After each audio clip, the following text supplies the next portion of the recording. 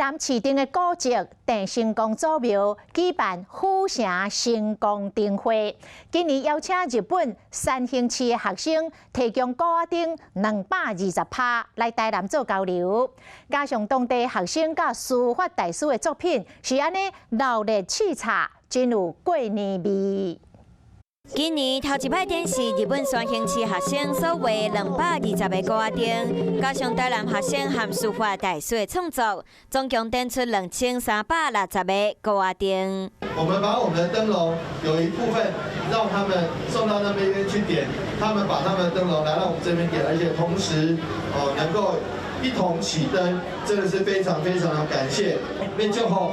点着灯，就点着咱心内的灯，互咱前途光明，互咱欢欢喜喜，互咱有一个新更好的年。成功灯会会对今日开始，一直展到2月28。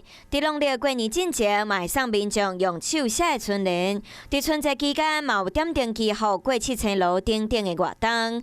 庙方嘛欢迎民众做伙来参加。